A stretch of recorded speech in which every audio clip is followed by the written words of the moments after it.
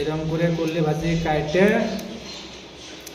জল বেশি দিবেন না, জল বেশি দিলে তাহলে ভাজিটা ভালো হয় না বেশি, যত পারবেন জল কম দেবেন। তারপরে শুকনা শুকনা করে একবারে যেরকম করে মাছ ভাজেন ওইরকম করে ভাজবেন, করলে ভাজি বহুত সুন্দর লাগে।